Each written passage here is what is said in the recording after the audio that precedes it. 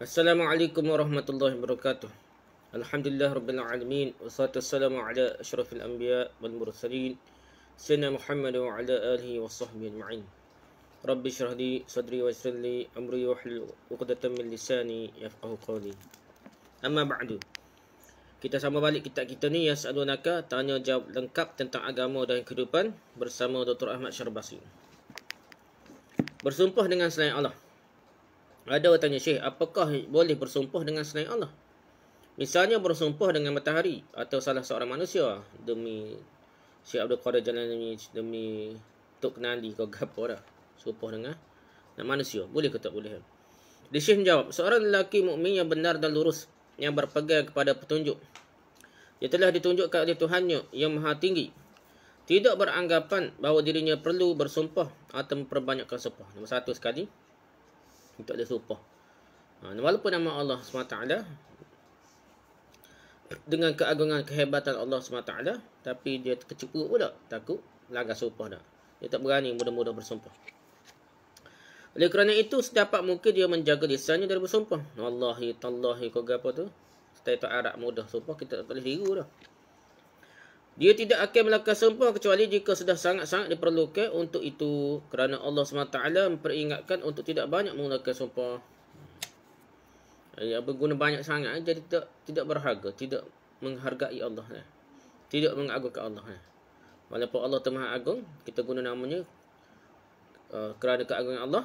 Tapi kalau guna semua, jadi kata mati rasa. Tak ada rasa keagungan Allah lah. Hilang rasa kehebatan Allah. Allah SWT firman dalam surah Al-Baqarah ayat 224 yang bermaksud, janganlah kamu jadikan nama Allah dalam sumpahmu sebagai penghalang untuk berbuat kebajikan, bertakwa dan mengadakan islah di antara manusia, dan Allah Maha mendengar lagi Maha tahu. Dia banyak sangat guna kan? Dan sekali buat benda baik pun dia sumpah juga. Juga dalam surah Al-Qamar, surah Al-Qalam ayat 10 yang bermaksud, dan janganlah kamu ikuti setiap orang yang banyak bersumpah lagi hina. Jangan ikut perangai, ikut agak pok-pok hak mudah bersumpah ni. Jadi pok ni hina dah. Bersumpah mestilah dilakukan dengan sesuatu yang memiliki keagungan dan kebesaran. Kita nak sumpah kena ada kebesaran dan kehebatan lah. Tidak diragukan lagi bahawa Allah SWT adalah zat yang layak untuk itu. Allah sajalah hak layaknya, hak maha paling agung, paling hebat. Kerana Allah SWT adalah zat yang maha tinggi dan maha besar. Allah SWT adalah zat yang teragung di antara yang agung. Dan Allah SWT adalah zat yang termulia di antara yang mulia. Oleh kerana itu, para fuqaha berkata bahawa jika sampai terjadi sumpah, maka sumpah itu mestilah dilakukan dengan nama Allah atau dengan salah satu asma' Allah SWT, nama-nama Allah jugalah. Kerana wajib hukumnya bagi setiap Muslim untuk mengagungkan Allah dan tidak melanggar kehormatan namanya sama sekali. Pertama, kita sumpah ni benda kebesaran. Kalau kita sumpah dengan nama Tok Wali ke Tok Guru, Tok Ali mana, ataupun benda-benda tertentu, maksudnya kita mengagungkan benda lain tu seperti mengagungkan Allah. Tu masalah dekat dengan jadi syirik tu dah. Waktu Tok Guru itu sumpah dengan selain Allah. Yang pertama, yang keduanya, kalau kita terlajak guna sama, dia tidak ada kebesaran juga. Demi Allah tu duk mulut, wallahi tallahi duk mulut dah. Billahi dak macam-macam dah. Duk mulut sama, main sebut sama, dia tak berasa besar. Besar-besar ni kita nak sebut pegerung, jajara, tapak sebenar guna dah. Itulah. Jika sumpah memang mesti dilakukan, maka mestilah dilakukan dengan cara ini, sehingga orang yang bersumpah terhalang dari kemungkinan berdusta. Dia guna jajara, boleh dia tak berdusta. Dia kerap guna wallahi wa billahi wa tallahi, demi Allah, mudah-mudah sebut kan. Aku sumpah dengan nama Allah, memang sebut kan. Maka dia telah tidak mengagungkan Allah pula lah. Kerana dia bersumpah dengan nama Allah Jalaluh, nama Allah yang agung, jajai guna, barulah dia tidak akan berdusta. Jajai guna, dia guna seumur tu kalih kata mati rasa dah. Adapun dalil yang mengatakan bahawa seorang boleh bersumpah dengan nama Allah atau dengan salah satu asma'nya, nama-nama Allah jugalah, dan tidak boleh bersumpah dengan sesuatu selain darinya, baik manusia, haiwan, tumbuh-tumbuhan atau benda mati, adalah sabda Rasulullah SAW berbunyi, maksudnya, barang siapa yang bersumpah, maka dia mestilah bersumpah dengan nama Allah atau dia diam saja. Saya nak sumpah juga dengan nama Allah ataupun dia, lebih baik dah. Dari Abdullah bin Umar radhiyallahu anhu disebutkan bahawa Rasulullah SAW melihat Umar radhiyallahu anhu sedang berkenderaan dan bersumpah dengan nama ayahnya. Nak kata supoh dengan ayah dia. Zaman dulu ayah dia keturunan dia apa Tuhan dah hebat dah. Dia mengagungkan keturunan nasab keturunan ni. Tok nenek dia tamu-tamu zaman jahiliah tu. Setengah-setengah roh tu jadi tok wali, jadi Tuhan dah. Gitulah anggapan orang dulu dah. Naik roh tu ke alam ghaib tu dah, alam ketuhanan tu. Jadi supoh dengan ayah dia ya. Kemudian Rasulullah SAW memanggil para sahabat dan bersabda, ingatlah sungguhnya Allah Azza wa Jalla melarang kamu untuk bersumpah dengan nama bapa-bapakmu. Barang siapa yang bersumpah, maka bersumpahlah dengan nama Allah atau diam saja. Kalau nak sumpah dengan nama Allah, jangan guna tok nenek moyang hebat sama mana. Tok keturunan kita dah. Umar radhiyallahu anhu berkata, demi Allah, semenjak aku mendengar secara langsung dan bukan lewat cerita orang lain dengan direct daripada Nabi ya. Ucapan Rasulullah SAW yang melarang bersumpah dengan nama selain Allah, maka sejak itulah aku tidak lagi bersumpah lagi. Sumpah bodoh. Ibnu Umar mendengar seorang lelaki bersumpah dengan mengatakan tidak demi Allah. Kemudian Ibnu Umar berkata, aku telah mendengar Rasulullah SAW bersabda mafhumnya, barang siapa yang bersumpah dengan selain Allah, maka dia telah berbuat syirik. Kata-kata Rasulullah SAW ini adalah sebuah larangan. Abu Daud, At-Tirmidzi dan Ahmad telah meriwayatkan hadis ini dengan sanad yang hasan. Abu Daud meriwayatkan bahawa siapa yang bersumpah tidak mengikuti cara kami secara sempurna, maka dia bukanlah termasuk kalangan kami. Kerana sumpah menuntut pengagungan, suatu yang dijadikan alat untuk bersumpah, mahluf alaihnya. Maka orang yang bersumpah harus mestilah ingat bahawa hakikat keagungan khusus milik Allah Jalla Jalaluh. Maka seorang yang memerlukan untuk bersumpah mestilah bersumpah dengan nama Allah, zatnya ataupun salah satu sifatnya. Seseorang tidak boleh protes dengan mengatakan bahawa Al-Quran telah bersumpah dengan waktu duha, dan dengan waktu malam, melain kerana larang yang bersumpah dengan nama selain Allah hanya berlaku bagi para hamba. Allah sebut bersumpah macam bersumpah ni demi waktu duha ke apa tu, bukan nak cerita demi waktu duha. Nak cerita Allah yang buat waktu duha tu, kehebatan Allah. Kita tak boleh lah kita sebut duha. Betul kalau demi Allah yang buat, kita kena direct lah. Allah yang demi Allah, bukan ayat demi duha. Pasal kita ni bukan cipta waktu duha. Allah sebut waktu duha, bukan cerita duha tu, nak cerita Allah. Yang suruh perhati tu Allah yang menciptakan waktu duha. Walai waktu malam yang Allah ciptakan waktu malam. Nak cerita kebesaran Allah tu situ dah. Kita perlu kan sebut waktu duha atau bersumpah dengan nama duha ke waktu lain ke apa. Dia tak boleh nak kita direct pasal bukan kita je keceknya. Bukan waktu duha tu kita buat. Bukanlah. Jadi duha tu jadi tak nampak pada Allah ni. Mungkin jadi duha kebesaran pada makhluk saja. Dah kena faham dah. Kerana larangan bersumpah dengan sama nama selain Allah hanya berlaku bagi para hamba je. Ini setengah-setengah orang tahulah Melayu pun. Ada juga kali tak. Indo ke Arab. Sumpah nama tak wali takut. Takut langgar sumpah dah. Dia kecek sungguh tak berlawak. Demi tak wali, tak gapo dah. Syekh Abdul Qadir Jalani kau gapo dah. Waya demi Mulia bin Mukay kau gapo dah. Jadi dia takut nak langgar sumpah. Tapi kalau demi Allah, habis ni langgar sumpah dah. Ni berat dah. Dia unsur-unsur tak ada. Kita cerita sebelum ni lah nak. Dia berasanya Allah tak dengar. Jauh sangat Allah ni nak. Di kubur tak wali, minta dengan tak wali. Lepas tu orang tanya, minta dengan makhluk ke? Syirik. Dia kata, tak minta dengan tak wali tak orang Tuhan pula. Seolah-olah tak dengar, kena lalu tak wali. Nabi sendiri kalau selawat dia, kena melekat. Kalau selawat ke Nabi, melekat je sapa ke Nabi. Ada tengah tu melekat dah. Maksudnya Nabi tak dengar direct juga. Pernah ada ke melekat dah. Tiba, kita ajak tak wali dengan direct. Tuhan tak dengar. Tuhan ni pekok. Bagi tak orang hak ni lah. Hak gila kubur ni. Dah. Allah tu maha berkuasa. Allah ni maha mendengar. Apa nak tak lalu ke tak wali dulu nak dengar doa ni tak? Kalau ala zahir ni, gitu juga kita kena doa direct dengan Allah juga. Cumanya ada Nabi dekat kita suruh Nabi doa. Sebab Nabi tu zahir. Dan ala sunnatullah kita kena pakai hak zahir. Dan ala ghaib ni, tak boleh dah kita macam perawa tu sebabnya dia capu tu. Tuhan perai, malaikat perai, jin perai, orang mati pun ala roh terai. Tak boleh dah sumpah dengan nama apa kita minta dengan tak wali ke apa. Gitu kena faham. Namun perlu diingat.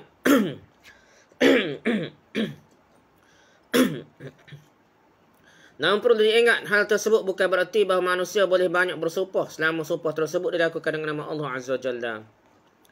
Kerana secara mutlak agama melarang seseorang untuk banyak bersumpah.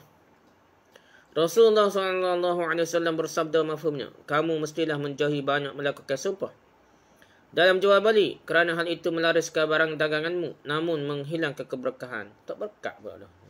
Kita sumpah, oh, demi Allah harga modal ke apa. Jadi, ini tak berkat. Sesungguhnya Allah SWT adalah zat yang memberi petunjuk kepada jalan lurus. Apa-apa pun, nama Allah ni kena dihormati. Jangan mudah sumpah-sumpah dengan nama Allah. Walaupun nama yang paling agung, betul lah kita boleh sumpah. Tapi kita tak boleh guna suara kerak sampai menghilangkan rasa kehebatan Allah SWT. Terpaksa dalam bersumpah. Ada orang tanya Syekh, seorang lelaki berada dalam kesulitan yang hampir membinasakannya. Kemudian dia dipaksa untuk bersumpah, maka dengan terpaksa dia pun bersumpah. Bagaimanakah pandangan agama dengan sumpah yang sedemikian? Syekh jawab, para fuqaha berkeras dalam masalah ini, masalah sumpah ini. Mereka berkata bahawa orang berniat terpaksa maupun lupa dalam bersumpah adalah sama kedudukannya. Hal ini telah disebutkan dalam kitab Al-Ikhtiyar bi Ta'lil Al-Mukhtar karya Ibnu Maudud Al-Hanafi.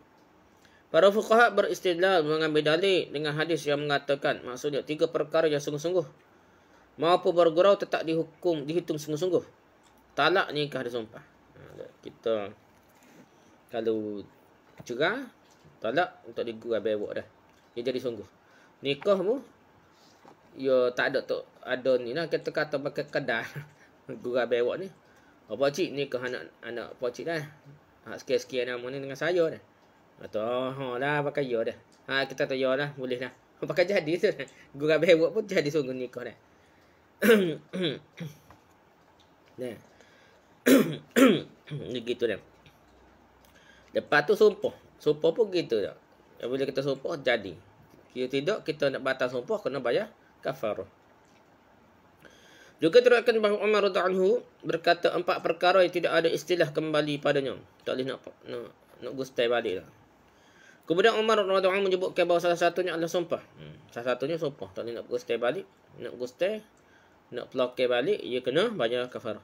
Juga diriwayatkan bahawa orang musyrik meminta Huzaifah dan ayahnya untuk bersumpah tidak membantu Rasulullah SAW. Demi Allah tak bantu Rasulullah. Kemudian hal itu disampaikan kepada Rasulullah SAW. Beliau pun bersabda, mereka memenuhi janjinya dan kita mohon perlindungan pada Allah SWT. Huzaifah dan ayahnya untuk bersumpah tidak bantu Rasulullah. Jadi, dia sumpah. Jadi, Nabi pun tidak kata batas sumpah. Nabi kata kok ia ada. Tapi kita minta perlindungan daripada Allah untuk jaga kita. Gitulah. Namun nampak bahawa yang dimasukkan dengan penjelasan-penjelasan di atas adalah jika orang bersumpah mampu untuk tidak bersumpah. Dan dia mampu untuk menanggung ancaman dari orang yang bermaksud untuk bersumpah. Namun jika seorang tidak mampu menanggung akibat buruk yang timbul dari sikap menolak untuk bersumpah, tak kala dipaksa, maka dia boleh bersumpah dan tidak akan diseksa kerana sumpahnya itu. Contohnya siapa nyawa. Tak sumpah kena gada nyawa dah. Lain tu waktu boleh lah dah. Tapi sumpah kena tapak sikit-sikit. Orang setara tu. Baik tersumpah lagi dah. Kerana Allah SWT telah berfirman, maksudnya tidak ada paksaan dalam agama. La ikrah fid din. Benda-benda siapa terpaksa, terutama melibatkan nyawa, ya boleh dah. Demikian juga Allah SWT berfirman dalam surah An-Nahl ayat 106 yang bermaksud, barang siapa yang kafir kepada Allah sesudah dia beriman, dia mendapat kerumukan Allah. Kecuali orang yang dipaksa kafir padahal hatinya tetap tenang dalam beriman, dia tidaklah berdosa. Akan tapi orang yang menampakkan dadanya untuk kekafiran, redha maksudnya, maka kemurkaan Allah menimpanya dan baginya azab yang besar. Dia paksa sikit pun dia pakai kafir, murtad, maka kafir murtad sungguh lah. Tapi kalau kena paksa, kalau hati pun tak usir dah. Tapi main nyawa, gadan, dekat tekak orang ni, dekat tekak ni. Jadi terpaksa tu, dia pun murtad lah. Jadi dengan perkataan dia, tapi hati tidak murtad, maka dia masih Islam lagi dah. Begitu juga dalam sumpah ni dah. Sumpah gitu lah. Gitulah benda-benda yang kena terpaksa ni. Rasulullah SAW pun bersabda, mafhumnya diangkat dari umatku alpa, lupa dan apa-apa yang dipaksakan atasnya. Itulah dah. Dalam kitab Al-Jami' Al-Ahkam Al-Quran disebutkan bahawa sesungguhnya sumpah yang dipaksakan tidak perlu dilaksanakan gugur dalam pandangan majoriti fuqaha. Kalau kena paksa, tak wajib dilaksanakan. Sumpah ni demi Allah nak gini-gini lah. Sumpah ni gitulah lebih kurang tak. Baik sumpah itu berisi ketaatan pada Allah maupun maksiat kepadanya selama orang tersebut dipaksa dalam bersumpah. Tak payah tak perlu buat. Walaupun maksiat tu sama Allah. Bukan maksiat pun dia sumpah nak buat. Bukan maksiat pun, benda molek pun tak wajib lagi kerana dipaksa. Sebagian fuqaha berkata jika seorang manusia dipaksa untuk bersumpah dengan sesuatu yang merupakan maksiat kepada Allah atau dengan sesuatu yang bukan termasuk perbuatan maksiat atau taat kepada Allah, maka sumpah itu gugur, kena paksa gugur jadi. Namun jika seorang dipaksa bersumpah dengan suatu ketaatan atau sesuatu yang diwajibkan oleh agama, seperti misalnya seorang wali mengangkat seorang lelaki yang fasik bagi dirinya, dan kemudian lelaki fasik tersebut dipaksa bersumpah untuk tidak meminum khamar, untuk tidak berbuat maksiat fasik, tidak menipu, dan juga misalnya seperti seorang ayah yang memaksa anaknya bersumpah untuk senantiasa berkata benar dan menjauhi dusta, maka sumpah tersebut wajib dilakukan. Ada budak jantan mana minta anak tina dia, dia pun kena sumpah dulu nak, kakak sumpah. Tak usah tinggal semaya, jangan isak dadah kau nak. Ataupun macam-macam lah benda molek dah dia paksa dah. Jadi benda tu memang wajib juga. Jadi benda ni kena buat lah kata tak. Tidak dia kena bukan dosa saja kalau tak buat. Dia kena bayar kafar sumpah lagi yang. Para fuqaha berhujah bahawa seorang yang dipaksa bersumpah tentu niat yang ada dalam hatinya bertentangan dengan apa yang dia ucapkan. Kerana sebenarnya dia tidak suka dengan perbuatan yang dia sumpahkan itu. Kena paksa gitu je. Adapun mengenai berlakunya, bersandar kepada sabda Rasulullah SAW yang mengatakan, sungguhnya amal perbuatan itu bergantung pada niat. Dan sesungguhnya setiap orang akan perolehi apa yang dia niatkan. Ini kita paksa berat dah. Kena paksa berat. Demikian juga sebahagian fuqaha berpendapat bahawa seorang boleh bersumpah ketika dipaksa. Dia boleh bersumpah jika mereka mengancamnya untuk merampas hartanya. Tak sampai kau mati ke diri dah. Harta pun boleh sumpah dah. Apabila dia tidak bersumpah, kalau tidak kena rapah. Jadi sesok dia kena rapah harta, kena rapok dah. Dalam keadaan demikian, sumpah tersebut tidaklah wajib dilaksanakannya olehnya. Walaupun dia sumpah tak wajib. Kerana tu, punya harta walaupun tak sampai tahap nyawa pun berat juga. Hampir dengan nyawa lah. Kerana dengan cara itu, dia mempertahankan apa-apa yang mesti dia bela dan pertahankan, iaitu hartanya. Penjelasan terakhir ini lebih dekat untuk dapat terima oleh jiwa yang sah, lebih sesuai dengan kemudahan Islam dan juga sejalan dengan fungsi Islam sebagai rahmat bagi semua hamba. Jadi dia kata, ada hak mula kita cerita ni wajib buat. Walaupun kena paksa, dia kata sumpah, dia kena bayar kafarah kalau tak boleh buat, dia wajib buat lah. Tapi pendapat kedua ni kata, tak wajib buat, dia kena paksa dah. Sama ada, bukanlah nyawa tu nombor satu boleh dah lah. Hak bukan nyawa apa harta tu. Nak apa harta ke apa pun boleh dia sumpah. Dan dia tidak diwajibkan untuk laksanakan sumpah dia. Tak payah bayar kafarah. Allah SWT firman dalam bermaksud dia Allah menghendaki kemudahan bagimu dan tidak menginginkan kesulitan bagimu. Yuridullahu bikumul yusra wa la yuridu bikumul usra. Surah Al-Baqarah ayat 185. Allah nak mudah bukan nak susah dah. Tak semu susah dah. Dalam ayat lain Allah SWT berfirman yang bermaksud Allah tidak membebani sesuatu diri kecuali dengan apa yang dia mampu. Surah Al-Baqarah ayat 286. Pada ayat berikutnya disebutkan sesungguhnya Allah Maha Pengasih dan Maha Penyayang kepada manusia. Surah Al-Baqarah ayat 143. Allah ni tidak mahu menyusahkan manusia. Hukum hakir dia sedang molek sesuai dan tidak menyusahkan manusia. Melaksanakan nazar. Ada orang tanya Syekh, seorang bernazar jika dia berhasil maka dia akan membeli 7 macam buah-buahan. Dia pun berhasil. Sumpah dah. Nazar lah. Nazar ni. Berhasil berjaya gap-gap dah. Tapi dia tidak memenuhi nazarnya. Tak beli 7 macam buah tu tak tunang nazar. Apakah hal ini haram? Sekiranya dia membeli 7 macam buah-buahan itu, apakah dia dan keluarganya boleh juga ikut memakannya sekali tak? Dia kalau jaya gini-gini, anak dia beli berapa ikut gapo, nak beli 7 buah. 7 macam buah-buahan ni nak. Adakah boleh makan dia ke keluarga dia ke? Macam mana ni? Syekhnya jawab. Pertama-tama yang dimaksudkan dengan nazar ialah seorang mewajibkan dirinya untuk bersedekah dengan salah satu ibadah. Tu biasanya dah. Nak sembelih 5 ekor ke kambing seekor ke kalau gapo-gapo dah. Tu baru ia ada sedekah atau sesuatu yang lainnya. Imam Qurtubi dalam kitab tafsirnya Al-Jami' fi Ahkamil Quran, di Ahkamil Quran, mengatakan bahawa hakikat nazar ialah apa yang diwajibkan oleh seorang mukallaf atas dirinya untuk dilaksanakan. Benda tak wajib tapi ia wajib dirinya. Atau seorang mukallaf mewajibkan dirinya untuk melaksanakan perbuatan taat yang tidak wajib bagi dirinya. Benda yang tak wajib tapi ia wajibkan dirinya, itu nazar. Al-Quranul Karim telah berkata dalam surah Al-Insan ayat 7 yang bermaksud berkenaan dengan orang yang mukmin yang soleh sebagai berikut. Maksudnya mereka menunaikan nazar dan takut akan satu hari yang azabnya merata di mana-mana. Ini berartinya orang mukmin melaksanakan nazar yang telah mereka wajib ke atas dirinya. Demikian juga Allah SWT berfirman mengenai orang yang menunaikan ibadat haji dalam surah Al-Hajj ayat 29 yang bermaksud kemudian hendaklah mereka menghilangkan kotoran yang ada pada badan mereka dan hendaklah mereka menyempurnakan nazar-nazar mereka dan hendaklah mereka melakukan tawaf sekeliling rumah tua itu, yakni Baitullah. Ini adalah perintah dari Allah SWT bahawa para jemaah haji mestilah menunaikan nazar mereka kepada Tuhannya untuk mengerjakan perbuatan-perbuatan taat. Allah Azza wa Jalla berfirman dalam surah Al-Baqarah ayat 270 yang bermaksud apa sahaja yang kamu nafkahkan atau apa sahaja yang kamu nazarkan, maka sesungguhnya Allah mengetahuinya. Orang-orang yang berbuat zalim tidak mempunyai seorang penolong pun baginya. Ayat ini memberitahukan bahawa jika seseorang tidak menunaikan nazarnya, maka Allah SWT akan menghisapnya. Allah akan hisap lah, akan soal selidik. Apa tak tunai nazar kita? Lebih kurang dah. Kerana Allah SWT tahu bahawa kelalaian ini berasal dari dirinya. Dan kelalaian tersebut adalah sebuah kezaliman. Lalai ini, zalim ini, nak kau itu. So lagi zalim kepada diri kita sendiri dah.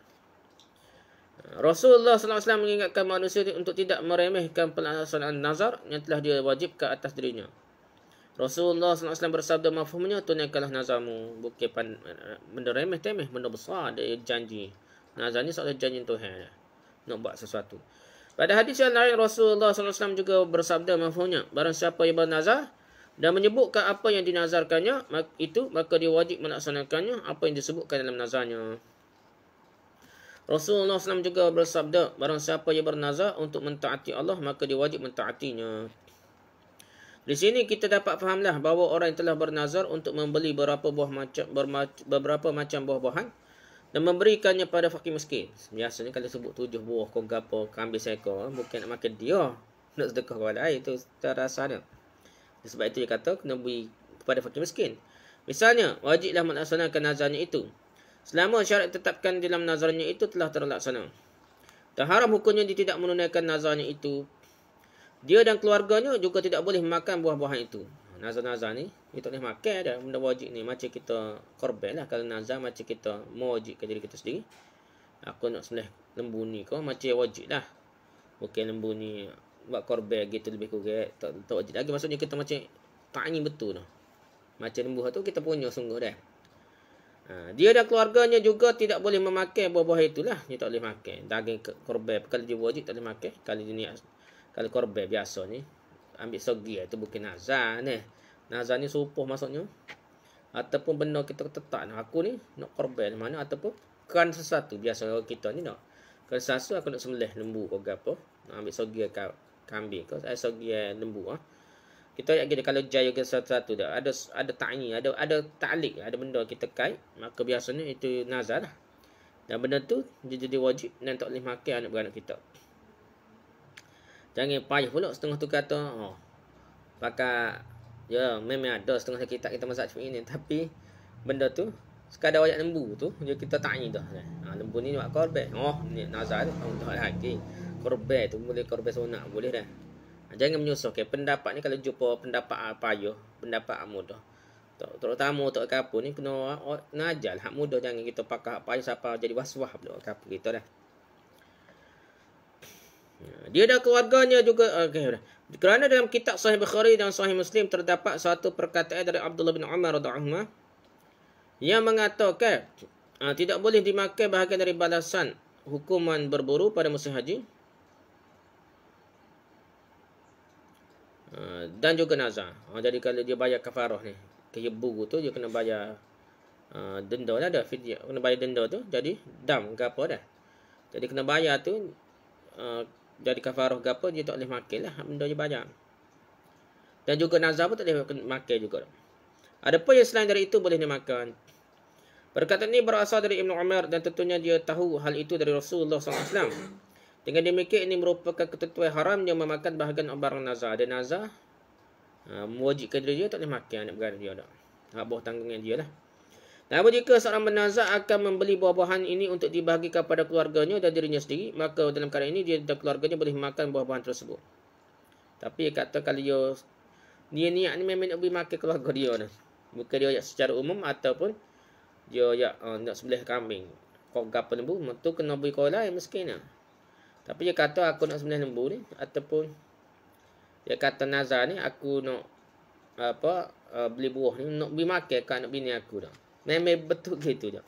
Tu dia tidak jadi nazar yang kata tak boleh makan nak beranak dia lah. Pasal tu nazar memang nak beri makan ke dia dah. Biasanya nazar ni nak beri makan ke orang lain, tapi pelik dah ni nak beri makan ke dia dah. Itulah Syekh ni kata kalau dia kata niat memang niat nak beri makan ke anak keluarga dia lah. Kalau jaya sesuatu tu bolehlah dia beri makan keluarga dia dah. Jadi tidaklah haram ataupun tidaklah tak boleh makan sebab dia tak ingin tu kan boleh makan untuk keluarga dia ya. Tak boleh 7 buah jenis buah ni nak beri makan keluarga dia. Jadi tak apa, Syekh ni kata tak apa. Hak tak boleh ni ayat secara umum. Dan secara umum biasa bukan untuk keluarga dia lah. Dia akan pergi kepada orang miskin ya, nak beli 7 buah. Patut ayat untuk makan anak beranak. Jadi dia kena pergi kepada orang miskin ya. Okay, hikmah dari Imam Ali radhiyallahu anhu. Ni pun kita ayat dah banyak kali. Imam sebutan imam ni sebenarnya tidak tepat lah. Bapa orang tak boleh Imam Abu Bakar, Imam Umar Al-Khattab, Imam Utsman. Dan tiba-tiba Imam Ali saja. Ni ada unsur Syiah dah ni lah. Nampak. Saya membaca ungkapan berikut pada beberapa kitab. Maksudnya, tiada banyak yang disertai sikap boros. Tiada sedikit yang disertai kerja. Dan tiada dosa yang disertai pengakuan. Apakah arti dari ungkapan tersebut? Balik molek. Siapakah yang mengatakannya? Tak banyak kalau dia boros tak banyak lah. Tak sikit kalau buat kerja tak. Tak ada dosa jika ngaku dah. Ngaku dah. Tak apalah kita baca Syekh ni kata apa. Ungkapan ini tiada banyak yang disertai sikap boros, tiada sedikit yang disertai kerja dan tiada berdosa yang disertai pengakuan. Telah dinisbahkan oleh Ibnu Abil Hadid dalam kitabnya Syarah Nahjul Balaghah kepada Imam Ali bin Abi Talib karamallahu wajhah. Nahjul Balaghah ni Syiah ni. Syarah dia ni Ibnu Abil Hadid pun Syiah juga. Nah, disebut Imam Ali pun Syiah. Imam istilah tu biasanya Imam Syiah. Berkata Imam Ali ni tiada banyak yang disertai sikap boros, artinya adalah seberapa banyak pun jumlah harta, perhiasan atau yang lainnya jika digunakan oleh pemiliknya dengan boros, maka hari demi hari akan menjadi sedikit juga. Tak banyak lah. Kalau banyak sangat dia boros-boros jadi sikit, tak banyak lah. Kerana sikap boros mempercepat satu benda menjadi sedikit dan akhirnya menjadi habis juga. Dalam ungkapan yang lain, orang mengatakan gunung celak akan habis oleh orang yang menggalinya. Artinya gunung celak yang digali terus-menerus untuk diambil celaknya suatu hari akan habis juga. Itulah lebih kurang. Nahjul Balaghah ni ketak suhulah Syiah kan. Nah. Tapi masalahnya sangat tak tahu mana dah. Dulu kita pun ada seorang ustaz di Malaysia ni. Nah, suhu juga dah. Dulu dah lama dah. Dia buat buku pasal ni lah nasihat-nasihat Ali ni. Apa nasihat Nabi kepada Ali kok gitulah. Nah. Tadi dia kumpul ada 100 ke apa, dia buat buku kecil tu disebarkan lah. Masalah tu buku tu semua macam ni lah Nahjul Balaghah atau kitab-kitab Syiah lah. Jadi banyak riwayat daripada Sayyidina Ali ni. Banyak riwayat daripada Sayyidina Ali radhiyallahu anhu ni sebenarnya banyak usul-usul Syiah dan usul-usul rekaan pemalsuan atas nama Imam Ali radhiyallahu anhu. Email lah sebut email ni sebenarnya tak betul dah. Ni kena sebut Sayyidina ataupun Ali radhiyallahu anhu gitu pada dah supaya sahabat-sahabat lain. Ali radhiyallahu ni hebat setaman tidak boleh mengatasi Abu Bakar, Umar dan Uthman mana pun dah. Sepakat ahli sunnah wal jamaah. Jadi molek tak seguna Imam Ali ke apa pun dah. Banyaklah atas nama Ali ni seolah-olah ulama buat kaedah. Hadis bersumber daripada Ali ni adalah palsu kecuali ni boleh ayat 1 2 3 sikitnya hadis Ali yang sahih. Lain tu demuh atau palsu sajalah. Pasal ramai orang berdusta atas nama Sayyidina Ali radhiyallahu anhu. Gitulah dah. Allah SWT firman yang bermaksud dan janganlah kamu bersikap boros kerana sesungguhnya Allah tidak suka orang-orang yang boros. Surah Al-An'am ayat 141. Inilah kita kata sebenarnya ni kata-kata Ali. Ni kata-kata Ali, Nahjul Balaghah ni nasihat dia. Ada seterusnya lagi kata-kata Nabi, nasihat pada Ali dah. Jadi semua tu benda tu banyak masalah berlaku dah. Banyak masalah. Nahjul Balaghah ni tak ada sanad dah, tak tahu mana. Pucuk ke khabar ada Ali nasihat gini, nasihat ni. Nak siapa betul kalau Ali radhiyallahu cerita gitu, tak boleh dibuktikan, tak boleh dibuktikan. Tak ada neraca yang kuat dah. Seperti ilmu sanad hadis yang lain yang dalam ahli sunnah wal jamaah. Nahjul Balaghah ni sedaplah baca kita gak orang ustaz sufi gak ipan kitab Hikam Ibn Athaillah lah, kata-kata hikmah dia. Ni macam kata-kata hikmah Ali lah, menarik, kata terbaca pun menarik dah. Tapi gitulah ni. Tak boleh nak pergi mana dak. Sumber tak tahu mana. Dalam ungkapan ini seolah-olah Imam Ali radhiyallahu anhu mengkritik orang-orang bodoh dari kalangan orang yang boros. Dia hidup dengan tidak bersikap seimbang dan mengancam mereka bahawa harta mereka yang banyak kelak akan hilang sirna juga. Perkataan Imam Ali radhiyallahu anhu ni, Sayyidina Ali lah. Dan tiada sedikit pun yang disertai dengan kerja. Artinya sesuatu yang sedikit yang disertai dengan kerja keras dan produksi tidak akan tetap sedikit. Kalau dia walaupun boleh sikit kerja kuat dah, esok boleh makan pula, esok boleh makan kok. Jadi macam ada PT sama lah. Kita buat kerja sama lah. Melainkan hari demi hari akan bertambah dan menjadi banyak sejalan dengan banyak kerja. Kadang dia buat kerja sama, jadi bukan malah gaji. Duit tu boleh sipir pula dah. Bertambah-tambah pula duit tu. Walaupun sikit-sikit dah. Diriwayatkan bahawa Abu Bakar Siddiq radhiyallahu anhu berkata, tak kala didaulat memegang tampuk kekhalifahan. Sesungguhnya profesiku ni, pekerjaanku mampu menafkahi keperluan keluargaku. Dan kini aku disebutkan oleh urusan kaum muslimin. Jadi Abu Bakar ni sebetulnya nego sama dah. Tiba-tiba jadi khalifah pula dah. Keluarga Abu Bakar akan makan dari pekerjaan ini dan aku berkiprah untuk kaum muslimin. Sedangkan keluarga Abu Bakar ni makan daripada dia nego lah. Tiba-tiba tak boleh nak pergi pasar, tak boleh nak nego. Macam PKP ni nak makan ke apa anak bini Abu Bakar lah. Kerana sibuk pada menguruskan urusan kaum muslimin dah. Abu Bakar jadi khalifah kan.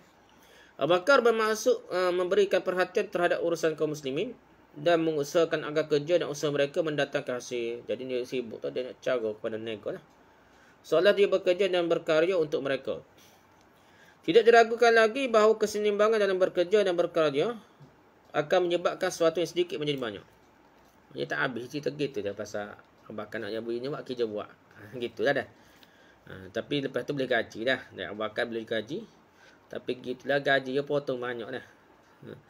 Banyak hak potong dah. Kerja tu baru cukup makan dah kata orang. Tu cerita Abu Bakar tak nak kira dia lah. Tak tinggi dah. Adapun perkataan Imam Ali radhiyallahu anhu dan tidak ada dosa yang dengan pengakuan. Artinya jika seorang manusia melakukan satu dosa kerana lupa ataupun lalai. Dan kemudian dia mengakui kesalahannya dan menyesal. Dia bukan mengaku saja, menyesal dah. Atas perbuatannya itu serta berazam untuk tidak mengulangi lagi. Tak usah buat lagi dah. Bukan mengaku saja, menyesal. Dan niat azam tak usah buat dah. Maka dosanya itu dihukum tidak ada. Macam tak ada dosa lah dia. Kerana Allah SWT itu dengan kehendaknya mengampuni dan menghapuskan dosanya itu. Allah SWT berfirman dalam surah Al-Imran ayat 135 dan 136 yang bermaksud. Dan juga orang-orang yang apabila mengerjakan perbuatan keji dan menganiayai diri sendiri, mereka ingat akan Allah, lalu memohon ampun terhadap dosa-dosa mereka, dan siapa lagi yang dapat mengampuni dosa selain daripada Allah. Dan mereka tidak meneruskan perbuatan kejinya itu, sedangkan mereka tahu mereka itu balasannya adalah keampunan dari Tuhan mereka dan syurga yang di dalamnya mengalir sungai-sungai. Sedangkan mereka kekal dalamnya dan itulah sebaik-baik pahala orang-orang beramal. Gitulah dia. Jadi gitulah kata hikmah tu kadang-kadang menarik dari kitab Nahjul Balaghah. Tapi Imam Ali intah lah Ali radhiyallahu dah. Tapi hadis lagi tu memang dia nasihat daripada Rasulullah kepada Ali dah. Jadi benda-benda gitu banyak memang ada palsu dah. Jadi kita kena berhati-hati. Memelihara bekas-bekas peninggalan sejarah. Apakah agama membolehkan seseorang memelihara sebuah rumah sebagaimana adanya, tidak ubahnya seperti sebuah muzium, dengan maksud agar dengan itu manusia tahu salah satu tahapan sejarah mereka. Tok nenek, rumah tok nenek moyang mereka dah. Sebuah rumah warga apa dah. Tapi buat macam muzium, simpanan sejarah. Jadi Syekh menjawab, tidak diragukan lagi bahawa sejarah termasuk sumber terpenting bagi kita untuk dapat tahu hal-hal yang berkaitan dengan manusia. Baik dari sisi keyakinan, ibadah, tradisi, bahasa maupun berbagai-bagai urusan kemasyarakatan mereka. Sejarah dapat diketahui dengan perantaraan berbagai-bagai media, berbagai-bagai cara seperti bangunan-bangunan, bekas-bekas peninggalan yang masih tersisa, seperti masjid-masjid, kuil-kuil, benteng-benteng, piramid-piramid dan yang semacam itu. Kalau di Mesir kat piramid ada. Dalam Al-Quran banyak sekali ayat yang menganjurkan kita untuk berjalan di atas muka bumi, untuk mendapatkan informasi mengenai kuburan dan mengambil pelajaran darinya. Kubur, dia kata kubur. Tak apalah dia kata gitu dah. Salah satunya adalah firman Allah SWT dalam surah Al-Imran ayat 137 bermaksud, sesungguhnya telah berlalu sebelum kamu sunnah-sunnah Allah, sunnatullah dah. Kerana itu berjalanlah kamu di muka bumi dan perhatikanlah bagaimana akibat orang yang berdusta ke Rasul-Rasul. Tadi akibatnya buruk. Bukan kubur Tok Wali ni. Kali kira kat macam kubur lah. Macam di Nabi Lut tu ada tasik apa kali? Tasik laut mati dah. Tasik tu jadi macam garam yang kuat. Orang terapur atas tu dah. Situ laknat kuat sehingga terlampau masih nak. Terlampau kuat dak garamnya di laut tu dah. Di tasik tersebut lah. Tu jadi pengajaran dan kita minta jauh lah. Tak boleh bergembira situ. Jangan duk suka hilang dah. Nak main benar situ dah. Kita pergi semata dengan segera kena lari daripada tempat tu kan tidak diberkati. Tempat dilaknat lah. Ya. Gitulah. Demikian juga firman Allah SWT dalam surah An-Naml ayat 69 yang bermaksud, katakanlah berjalanlah kamu di muka bumi lalu perhatikanlah bagaimana akibat orang-orang berdosa. Begitu juga piramid dah. Bukan main kubur besar pun mapukah juga dah. Juga dalam surah Al-Rum ayat 42 yang bermaksud, katakanlah adakanlah perjalanan di muka bumi dan perhatikanlah bagaimana kesudahan orang-orang dahulu. Kebanyakan dari mereka itu adalah orang-orang yang mempersekutukan Allah. Semua ni cerita pasal kubur orang. Kalau nak kira kubur ya tak? Kubur orang yang dilaknat, bukan kubur berkat, bukan kubur Tok Wali lah. Kita kira hak tu hak disuruh Quran suruh ambil pengajaran. Nah, bukan cari kubur Tok Wali dah, kubur Nabi dah. Kena faham tu lah. Ni tak cari kubur Nabi dah. Tu karut banyaknya tipu kau orang lah, kau rapak dah. Di samping ayat di atas juga terdapat ayat-ayat lain yang hendaknya menjadi pelajaran dan bahan renungan. Al-Quran berkata dalam surah Al-Mu'min ayat 82 yang bermaksud, maka apakah mereka tiada mengadakan perjalanan di muka bumi dan memperhatikan betapa kesudahan orang-orang yang sebelum mereka? Adalah orang-orang yang sebelum mereka itu lebih hebat kekuatannya dan lebih banyak bekas-bekas mereka di muka bumi. Maka apakah yang mereka usahakan itu apapun yang mereka usahakan itu tidak dapat menolong mereka. Jadi seolah kita kena perhati benda-benda kena tepat yang kena azab tu. Bangunan yang besar kau, gua-gua yang telah dihiat diukir yang begitu besar menarik dah. Sekali musnah gitu dah nak. Kerana mensyirik ke Allah dan menentang para nabi lah. Allah SWT firman dalam surah Al-Qasas ayat 58 yang bermaksud, dan betapa banyaknya penduduk negeri yang telah kami binasakan, yang sudah bersenang-senang dalam kehidupannya, maka itulah tempat kediaman mereka, yang tiada didiami lagi sudah mereka kecuali sebagai kecil saja, dan kami adalah pewarisnya. Kena azab ke apa habis licingnya penduduk-penduduk mereka dah. Selanjutnya dalam surah Al-Ahqaf ayat 25 yang bermaksud, maka jadilah mereka tidak ada yang kelihatan lagi kecuali bekas-bekas tempat tinggal mereka. Kalau ada pun bekas-bekas dah. Dalam Quran ni sebut suruh cari, kalau nak cari lah, kalau nak ambil pengajaran tengok bekas-bekas penduduk. Itulah penduduk kaum Nabi Hud dah. Bukannya kita pergi cari kubur Nabi Hud. Cari bekas peninggalan kaum Hud dulu. Kaum Ad ke Nabi Hud tu, kaum Nabi Hud. Jadi mereka ni lawan Nabi Hud kena bala. Kalau pergi pun kita tengok semata tak sudut lama-lama, bukan kemudian nak ambil pengajaran dah. Ni tak cari kubur dah. Ahqaf ni luar. Lembah, mana lembah Ahqaf ni. Dan sekali dia kata situlah kubur Nabi Hud, tepatnya hak peliknya kaki ada atas bukit, bawah kepala.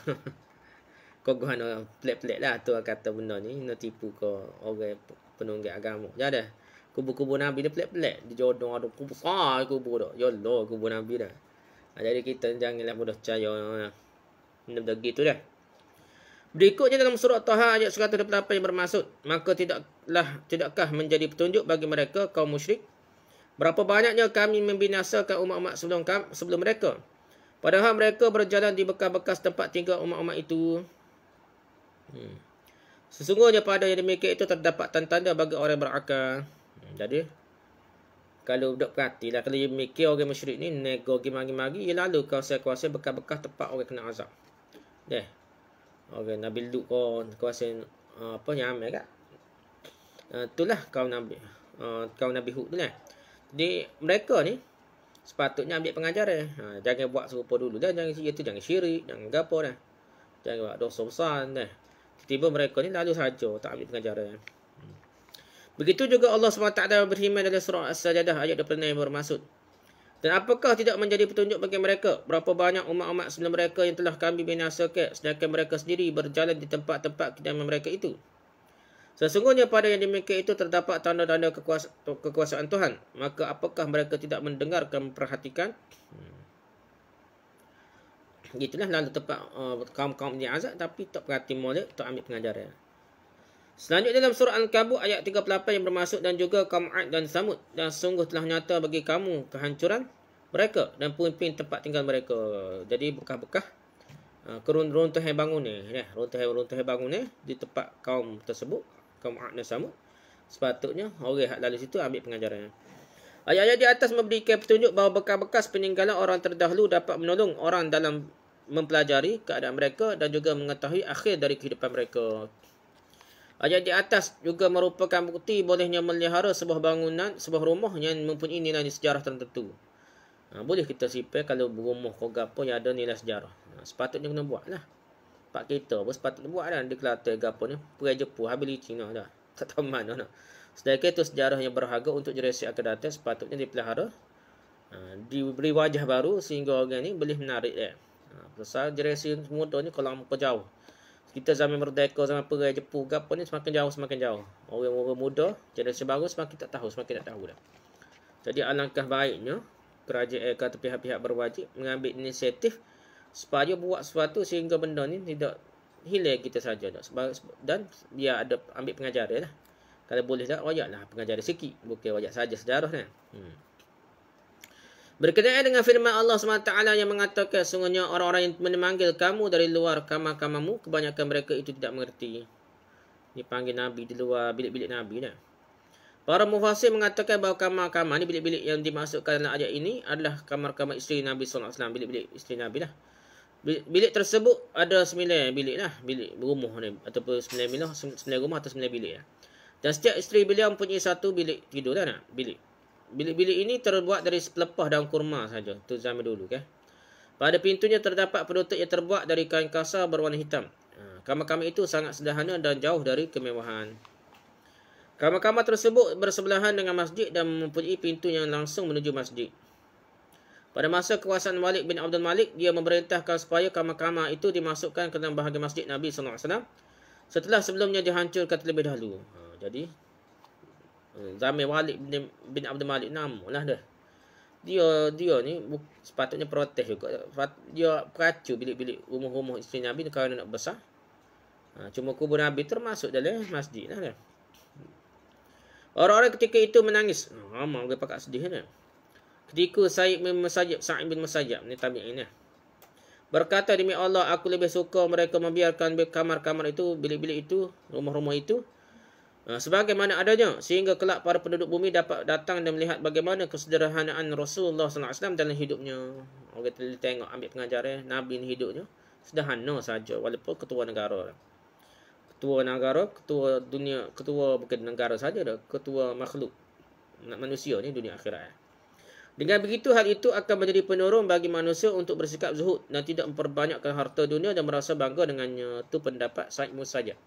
Ni Sayyidut Tabi'in lah. Dia ni pun natu kepada Abu Hurairah radhiyallahu anhu. Abu Amamah bin Sahal bin Hanif juga mengatakan hal sama. Jadi pakat tak setuju ni tindakan khalifah. Tapi nak gana mungkin dia berkuasa, okey. Begitulah. Dari penjelasan tersebut dapatlah ditarik kesimpulan bahawa memelihara bekas-bekas peninggalan yang akan mendatangkan manfaat adalah suatu perkara tidaklah dilarang agama. Gitulah secara asasnya molek. Cuma di Mekah ni banyak juga Arab Saudi dia sodok dah apa. Kadang-kadang dah perangai manusia dah. Setengah tu dia gosok lah tu. Dia ambil berkat lah konon gapo dah. Kadang-kadang benda tu berkat ke mana tu. Nah, benda tu lama dah. Kadang-kadang dia buat ubah suai dah. Ubah suai pun orang gosok juga. Dah sekali dia roboh habis licin. Bila rumah Khadijah tu dikatakan apa? Ni Masjid Mekah tu. Iaitu tempat apa? Tempat apa? Pustaka dah lah ni. Jadi benda tu kita tak boleh lah nak salah 100% pada kerajaan Arab Saudi. Kadang-kadang orang berdoa lalu. Kadang-kadang dia kata berkat ni nak setengah sampai kita pergi Mekah Madinah tu. Saya ingat di Madinah tu orang tahulah jenis poin dia. Dia gosok, dia bukan nak sibuk nak semaya sunat banyak di masjid tu. Dia gosok di masjid tu. Kita kata kagum. Kita ni besar pahala beribadah di masjid Mekah, masjid Madinah. Kena ambil peluang untuk semaya sunat sebanyak mungkin tau. Atau beribadah sebanyak mungkin. Ni tak sibuk nak gosok tau. Nak ambil berkat gosok. Bukan ambil berkat dengan banyak ibadah tau. Ni gosok dinding, gosok dinding. Zaman dinding tu benda bagus. Masjid Madinah bukan zaman Nabi di sini. Kalau kira tak, tapi tak kira je kira ambil berkat. Berkat ni kira gosok. Tak ada berkat lain. Kira berkat ni kira gosok. Buat tangkar berkat ni. Masalah lah, masalah. Sekarang itulah perbincangan kita. Iaitu apa? Berkat pengajaran boleh. Sejarahnya boleh. Cuma kalau siapa tahap orang kata jadi khurafat, jadi benda orang nak ambil berkat ke khurafat ke. Jadi benda tak boleh lah. Sampai Umar lagi tak boleh nak. Sampai Umar ni tengok ada pokok dia bai'atul ridwan ke gapo tu. Orang nak berkat pula orang pakat pergi dah. Umar Khattab lagi potong buai habis licin tu. Tak tinggal sahabat dah.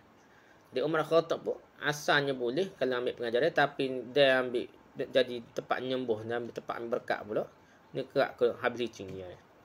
Jadi benda-benda gitulah. Jadi asalnya boleh pun kalau dia timbul masalah baru, takut timbul khurafat, kalau timbul syirik atau khurafat tak mesti syirik karut dah. Khurafat tak mesti syirik lagi, tapi karut marut dah memperbodohkan akal pun tak boleh dah. Dia Umar Khattab pun tebal pokok-pokok bai'atul ridwan dan sebagainya. Itulah kita kata benda tu lebih penting dijaga berbanding menjaga peninggalan sejarah. Cuma kalau boleh jagalah. Kalau tidak timbul benda-benda gitu dah. Wallahu a'lam. Subhanakallah bihamdika, subhanakallah bihamdika, subhanakallah bihamdika, asyhadu an la ilaha illa anta, astaghfiruka wa atubu ilaik. Assalamualaikum warahmatullahi wabarakatuh.